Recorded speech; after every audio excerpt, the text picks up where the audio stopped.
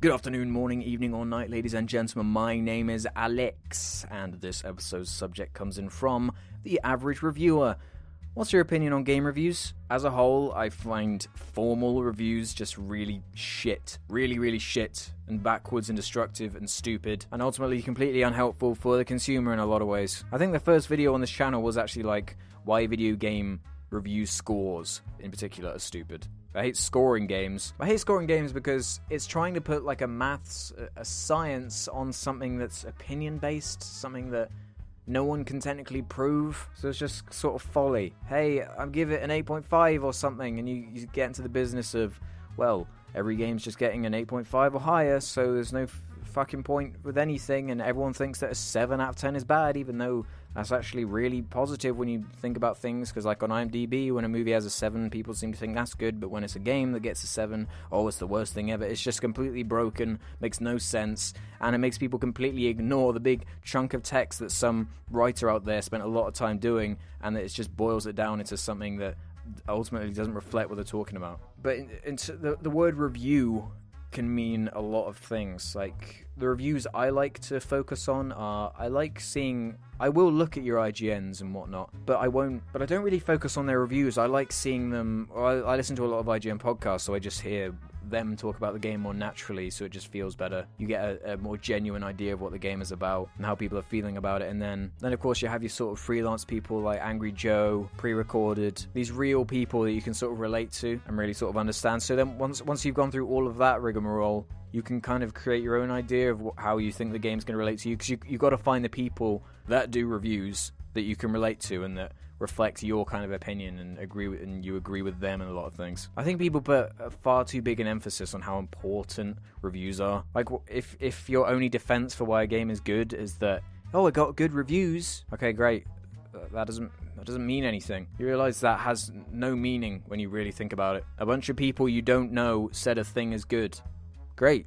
They could be the biggest douches in the universe. But yeah, reviews, it can mean a whole lot of things. It could be a podcast review, they could be a written review, really formal thing, they could be like obviously paid off things that are really favorable towards it and whatnot. But ultimately, I don't think reviews are as important as people make them out to be, but they are important. They have their place. I think summing up and giving your opinion, getting the voice out there for how things are, what they're like, you know, like the way Total Biscuit does it, where he just sort of plays for a few hours, then he does a video explaining, talking about it. I kind of like that format a lot. I like just, you know, Let's Plays where they're playing the first 30 minutes to an hour. The great thing now is that we don't just have to focus on, oh, IGN gave it an 8, so that's the quality of the game, that's all that matters. Because we can just go to another website and there'll be another score. We can go to another website on YouTube and go to a channel that reviews games and they say something. Go to blah, blah, blah, you go there and there and there and there, and you can just find whatever supports you, whatever one works for you. Quit whinging and whining about, you know, oh, IGN gave it a 7.9.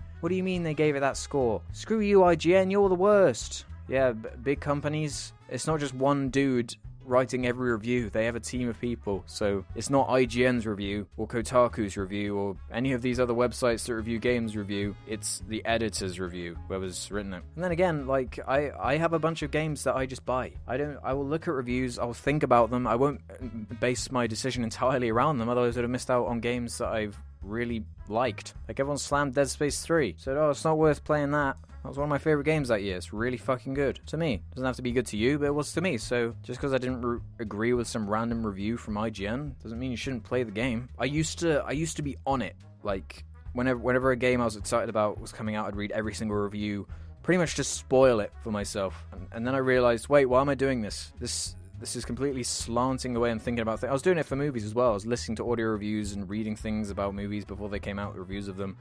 And it just slants your opinion. It puts things in your head that aren't necessary for you to enjoy a thing. And you can't craft your own opinion when your head's already filled with everyone else's. So you just think about that when a thing happens. Oh, I remember them saying that in the review. Yeah, he's right. No, you should experience the thing first, if you're interested in it, and then you can go and listen to them. And then you should go and listen or read them or whatever. I understand that some people use reviews purely as like a monetary thing, like they don't have enough money to buy all the games they want, so they look into it, and that's fine. I wish there probably is someone out there that does do a review type thing that doesn't spoil anything about the game in particular, but just talks about the specifics of how much game is in there, how how the game works, how the game plays. I'm sure there are loads out there without like big opinions and going into the story and stuff, because that's all the sort of thing that spoils it for you. But because I know there are other people out there that do want to know if the game's going to be worth their time and money, which is fair, which is ultimately the same thing as well. I know loads of people that are really obsessed with numbers and scores and things, and it's really important to them, and I know a lot of people value that as well, and that's cool, whatever, if that's your thing. But don't think about it as the be-all end-all, ultimately. Be your own person. You can think your own things without needing other people to support it for you, as long as you can justify it, you know? What do you think about reviews? Do you think they're important? I mean, I've done a couple of reviews here and there. I just don't like assigning arbitrary, pointless scores to them. But anyway, turn this now. Thanks for watching. All comments and ratings are very much appreciated, and make sure you leave suggestions for future Blabs. I'll see you next time. Bye! Honest trailers and the movie fights and stuff. It's another movie-based thing, but I like the stuff they put out. They're funny, and I can't believe no one had thought of the movie fight idea thing before. I like having a podcast, sort of video podcast thing like that. Oh, of course, I never forgot. I always watch Kind of Funny. Kind of Funny have like another podcast thing where they do like a show every week, and they split it up into topics. They talk about some crazy stuff all the time, and they're just four perfect personalities that all complement each other, and just I've never seen it before.